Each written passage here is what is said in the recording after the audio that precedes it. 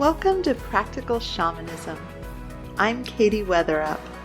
I'm a former engineer with 20 years of experience working as a shamanic practitioner, and I hope to help you to connect to your personal power and magic and to support you in living a really good life that just keeps getting better.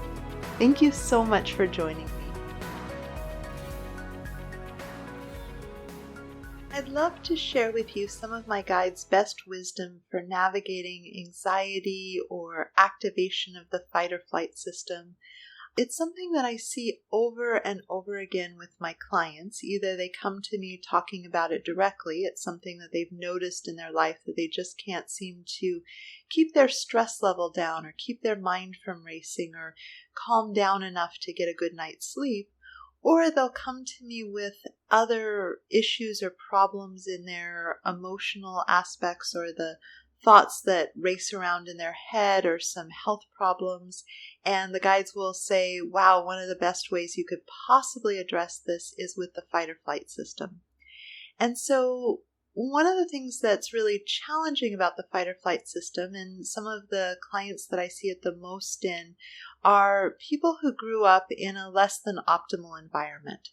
And this could be the obvious things like abuse or trauma, or as in my case, I was just so darn energetically sensitive that I was activated pretty much every time I had to deal with other humans. So there was so much information. I was feeling the energy of their thoughts and their feelings, but I didn't have a map. So for me, it was just like being bombarded with this massive white noise. And I was overly activated with it to the point that I was dissociative. And one of the particularly horrible aspects of this is it made me absolutely lousy at social cues. And so I was a super activated, tense, awkward child. And when people didn't enjoy me as a result of my not being able to connect like a normal child, I could feel that they weren't liking me. I could feel that they weren't enjoying me, but I was absolutely clueless about what I could do to fix the problem. And so the upshot was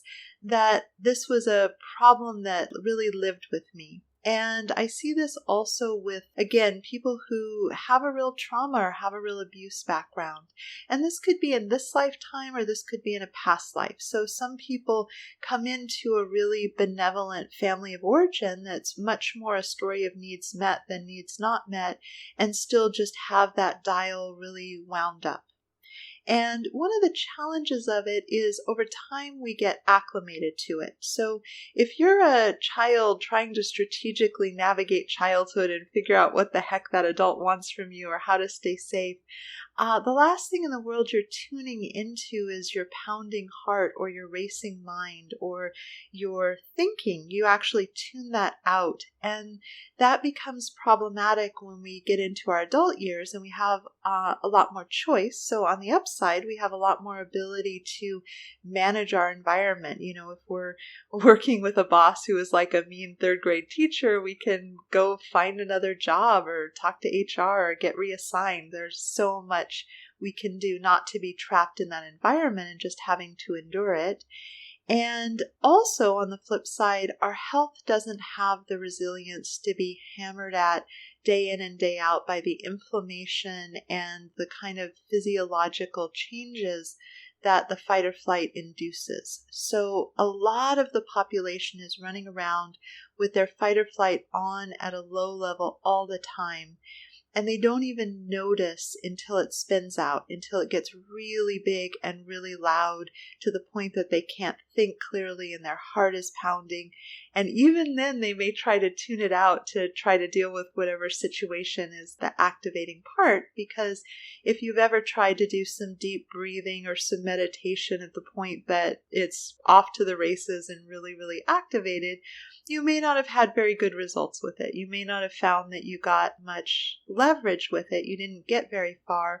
So why bother is kind of the outcome. And at the same time, in the background, this fight or flight being turned on is messing with our digestion. It's turning off our immune system. It's creating inflammation in the body. It's deprioritizing low-level healing. So whenever I work with someone who just has lots and lots of little symptoms all over the place, one of the things that sparks for me is, oh, they're below threshold, so their body isn't able to rebalance in the thousand subtle ways our body is constantly healing and repairing and rebalancing. And the reason that they're below threshold may very well be this fight or flight, because we want to spend most of our time not in stress state, but in thrive state, where we're like, oh, there's no danger here, so my body can do all these magnificent things that it's capable of doing. And as has been written about extensively, we know that the modern world is just really hard on our hunter-gatherer biology. We're getting the wrong kinds of light at the wrong times of day. We're getting lots of micro stressor doses and things that activate this system, but the threats are complex navigation experiences. So disharmony with another person may have really complex origins, but create a low level of stress and activation in the background. And the instincts usually communicate by tension in our body. And what's interesting about this whole mechanism is the mind always believes the body. So I often see my clients trying to solve the problem of their instincts by trying to think more positively or do affirmations or work with their mind or have less shame. And these are all great things. I'm all in favor of providing the mind with some adult supervision. But what I think people often don't realize is the body activates. So maybe there's a loud noise. Maybe there's a near miss when you're driving into work and something startles you. Maybe you just didn't get as much sleep as you needed. That'll produce stress in the body. And then with all these chemicals kind of floating around, what happens is the mind then believes the body. It's like, okay, body, you're telling me that there's a threat here. And so the mind goes to work finding it. And if you think about this in hunter-gatherer context, this would be fine. You would be walking along, enjoying, minding your own business, and then something would trigger your instincts. And you'd have this moment where your heart sped up in this flash of really present awareness, which is super useful.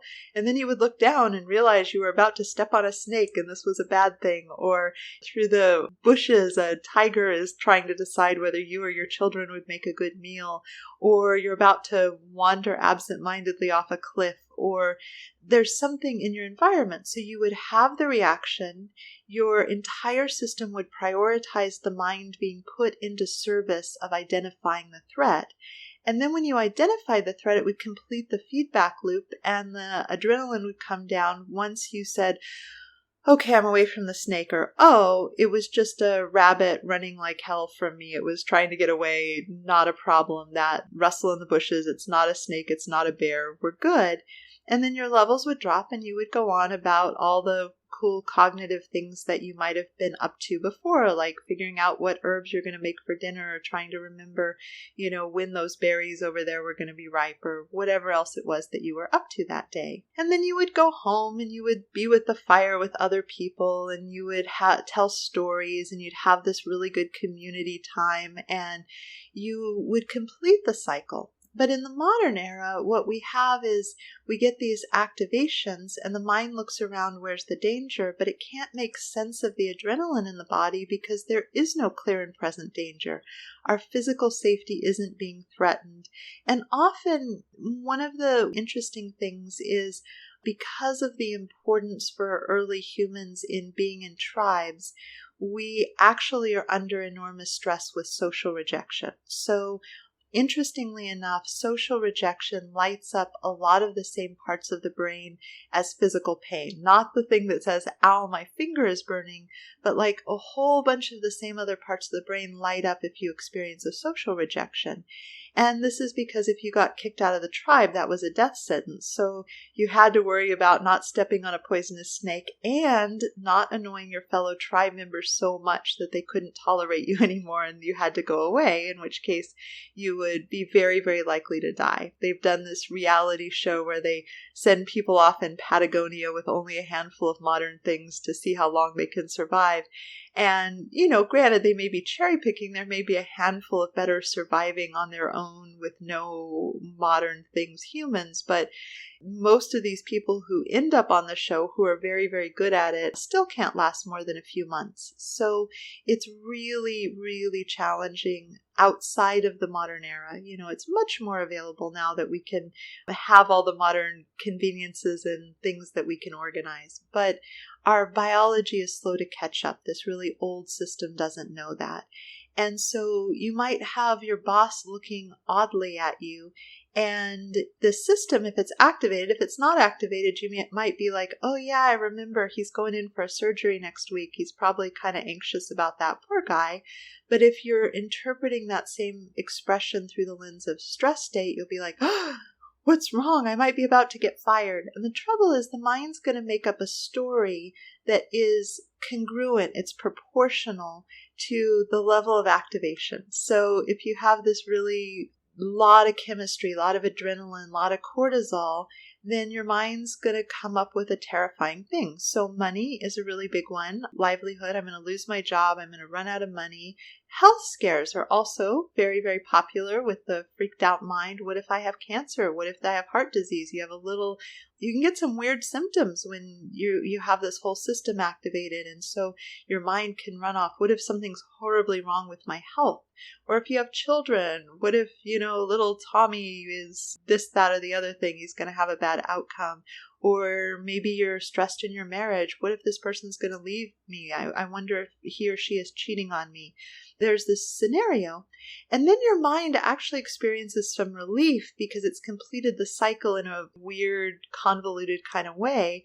And your mind's like, okay, I found the scariest thing that matches my level of activation. So I should watch cancer, or I should watch losing my job, or I should watch my best friend's going to hate me and leave the relationship. Like our mind picks the thing that seems to fit with the chemistry, and then it becomes hyper vigilant and focused on that thing and watching that thing like crazy. And then we think like, wow, what crazy thoughts I have, but we don't realize that it's a reaction to the chemistry that started in our body. And so the first thing I would recommend knowing is intervening at the body level, intervening at the chemistry level, and then seeing what's left about the thinking that might need a little bit of attention will give you a lot more leverage, not only to clean up all the stress state activations in your body, but also to have your mind be a much friendlier neighborhood. Our mind under the influence of the fight or flight system is a really bad neighborhood because one of the ways that we respond to social stress is to take a catalog of everything that might be wrong with us that makes people not like us, that is putting our survival at risk for being thrown out of the tribe. And when we're not in stress state, we have a more balanced perspective. So a non-stressed person can think, well, I don't love it when people don't like me, but I don't like everybody either. We don't really have to deal with each other. It's not a big deal.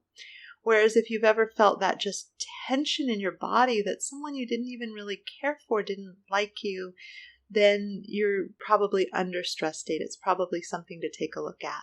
So tip number 1, when your thinking gets all wonky and crazy and stressful and miserable, or those middle of the night worries, just check in with yourself about whether your body's in stress state and consider doing direct interventions related to that. Slow, deep breathing, meditation, gratitude journaling. These are all interventions that are going to hack the chemistry of your body and get it to chill out. You can also complete the cycle with exercise, talking to a trusted friend. Like one of the very, very best things for women, particularly bringing down their stress level, is social connection. If you get to talk it out with a friend and you still feel heart connected, then your levels are going to drop. So if your mind's gotten crazy, consider a stress reducing intervention for something that works for you. I highly recommend having a list of these written down because your cognitive capacity is going to be reduced under stress state. So you might have 50 different great practices and 10 go-to ones that you've developed that work very well. And you'll probably forget a lot of them under the stress state, which is priming your system to run away, to fight, or freeze, and sending your mind racing. So this is not a time that our problem-solving, troubleshooting, complicated problem system is working properly. And so it's just good to have a little list already written down so you can start working through it. The second part of this is something that we can really amp up with shamanism, but even if you don't have any training or background or engagement with this, you don't necessarily need to know how to do this. So this podcast is for people who weren't even sure how to pronounce shamanism when they started listening, as well as for people who are experienced practitioners. And so if you're a less experienced person, then this is just a culmination of some of the best wisdom that my guides have given me over 20 years. So it's hopefully some valuable recommendations. But if you are a practitioner, one of the things that I would offer is most of the training around journey work is teaching you to send your awareness outside yourself, to talk to your angels, to talk to your spiritual teachers, to talk to your power animals, to go to these different beautiful worlds that come with shamanism. And if you're interested in learning more, my first book, Practical Shamanism, A Guide for Walking in Both Worlds, is a really great way to kind of get a foundation of this. I'm a huge fan, but I want this to be useful even if you don't really know a whole lot and don't have a ton of background. But the flip side is that we can use our shamanic training, our psychic awareness, our ability to perceive that which is unseen by our physical senses. We can turn that inward and we can journey inside of ourselves and we can directly intervene. So I do work like I might work with a client where I go and I see the energetic intrusions in their energy field and I draw those out, and then they have an opportunity to experience healing and health and well-being as a result of not having inappropriate intrusive energies in their field. And that's an example of using my intention and my focus to create an energetic intervention outside of myself. But I can also go in and have a little chat with this freaked out fight or flight system. And what I like to visualize, the thing that works really well for me, is something that one of my teachers taught me along the way. And what it is using a personification of this fight or flight system as the jaguar. And so the fight or flight system in the anatomy of the chakras is located in the sacral chakra, the second chakra. And in this particular South American influenced shamanic tradition, the animal of the sacral chakra is the jaguar. You can totally pick another animal if you want, but I love my big kitty and it's really, really fun way to do it. And the visual that I have is when my fight or flight system gets activated, my jaguar goes up the tree. And she's looking around. Where's the danger? Where's the danger? What should I fight? What should I bite? What do I need to deal with? What's the problem? And there are people who I work with all the time that when I go in and I look at this part of them, their jaguar's been up the tree almost their whole life. This poor representation of the system is exhausted and frazzled and living in hypervigilance. And the cool thing about the fight or flight system is it is a fast system to turn on. So you don't need to stay safe by being on edge all the time. It's actually better if you're not. Like if we were hooking this up and looking at it at a biological level, we would have high heart rate variability, which means that your system is responding to all the stimulus as you move your body, as your awareness happens. You know, we think the heart beats like a metronome, but actually there's these little spaces that are longer and shorter, and having a high level of change and movement over time is a really good sign of health. Whereas when it just gets activated and accelerated all the time, that's a heart that's under stress at a low level. So the cool thing about shamanism is we can often catch illness and problems in the body and problems in the system before they manifest in the physical. So this is a really, really great thing to deal with before your heart's under enough stress that the medical model is needing to intervene. So fantastic way of promoting physical health as well as emotional and psychological health. and just a much, much happier way to be in the world. So the trick is, number one, to learn to track your jaguar, to learn to know where your jaguar is every moment. So when I was growing up, I tuned this out all the time because I was just putting all of my awareness and trying to figure out what the adults around me wanted so they wouldn't be even more annoyed with me than they might have already been. My family was much more tolerant, but, out in the world, my awkward sensitivity, all of that just didn't go so well for how I was able to interface. So really, really little girl under a lot of stress. So I was never tuning into the stress in my body. I was always tuning into navigating the external situation, which was appropriate for childhood. But as an adult, I want to notice the second my jaguar goes up the tree so I can bring her back down. I want to coax her back down immediately so I don't end up having all that chemistry get away from me. So my fight or flight system is going to activate. It's going to turn on. It turns on all the time. It's just the nature of being in the world. But if it's starting from a low baseline, if it's starting from a really calm baseline, it's not going to spike as high when it does spike. So the same loud noise is going to affect me a lot less than someone whose baseline system is already activated. And the challenge is you get numb to that. So you might even not know how activated and how much stress you're under.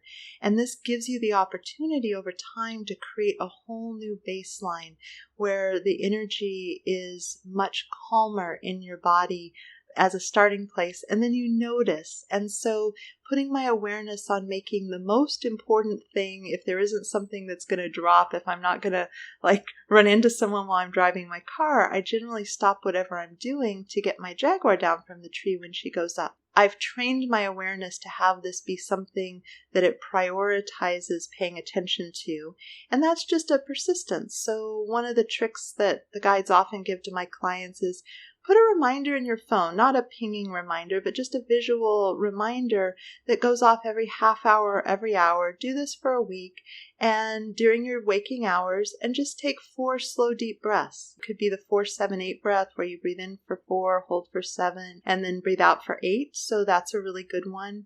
Or it could be coaxing your jaguar down from the tree and checking in with her and telling her all is well, all is well. Kitty cats don't need to be up a tree hypervigilant. They can come awake all ready to fight, bite, claw, run, flee, whatever, from a deep, deep sleep in a heartbeat if something triggers their response. And we can take a page from their book and know that we don't have to walk around hypervigilant. It's so much better for brain health and physical health if we don't.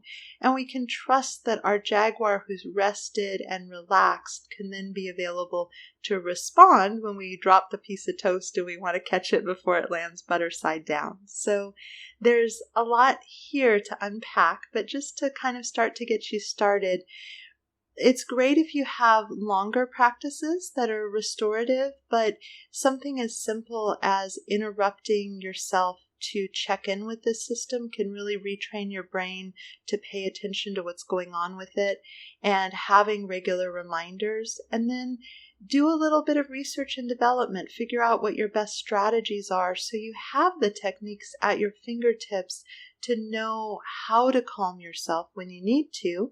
That's where the little list can be really super handy. And give this a try when you're not in stress state, because I think a lot of people give up on stress management until it becomes a severe medical issue because they've tried a few deep breaths when they were really freaked out and it did very little to make a difference. I'm not saying don't do these practices when you're really freaked out, but the relationship building where my jaguar trusts me enough to come down from the tree has happened at times when nothing bad was going on. So every time I coax her down from the tree and I don't die, you have to not die afterwards, but when I don't die, I build trust with her because I told her all was well. It's completing that cycle like, I thought there was something rustling in the bushes. All my attention went there. It's just a rabbit that's running away. It's not a poisonous snake. It's not a person from the neighboring tribe with a club here to attack us and steal our supplies. Okay, all is well. So it's a way of completing that cycle organically again and again, and having the presence with yourself so you notice. So for those of you who are deeper into shamanic journey work, learning to use your psychic ability and your attention and your awareness to tune in inside yourself rather than looking out at the world is very, very powerful. So it's this tool that gets used in a magnificent way externally. I'm a huge fan, but there's also so much power when you bring it internally. And as many of my teachers have said, shamanism is really just a work of intention and focus. And there are a lot of tools that help us with that. But you don't need to have taken a class or know how to journey or understand the lingo to begin to use your awareness in a different way, to learn to track your own energy, to learn to understand what's happening inside of you, and to begin to intervene, to begin to create these interventions that then calm things down. And the more aware of that you are, the more you can track your own energy, the more effective you can be, because you can try a practice and then be able to perceive the change and the results. So it's not just taking some deep breaths and not knowing what happens, but being able to tune in. This is really powerful. You see this in modalities that use biofeedback. There's some video games that do this, and there are different things that you can hook someone up to machines. And if they can see on a screen the feedback of how their heart is calming down and how their reactivity is coming down, they can very quickly tune in to what they're doing to make that happen. It's a really cool thing, but we often lack feedback. And this is about training your awareness to be able to provide you with feedback about how activated the system is so that you can intervene before it gets to those really, really high levels and walk around with a baseline thrive state, because you're so much more effective in the world. Even if you did have one of those big problems your mind is racing about, your resourcefulness and your ingenuity and your ability to solve it and navigate it would be massively increased if you are not super, super freaked out. The fight or flight doesn't help us think clearly, and we really do need to think clearly in the modern era. Many of our outcomes hinge off of that. And so thank you so much for listening, and I hope that this is something that provides value for you.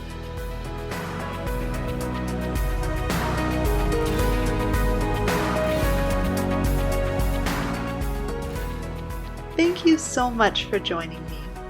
To learn more about me and my work, please visit my website at handsoverheart.com. There you can join my mailing list for access to free bonus content in the members-only area. If you've enjoyed this, please consider subscribing and leaving a review. It would help me out a lot. Also, a special thank you to my patrons for your support. You offer me the time freedom to work on passion projects like this one.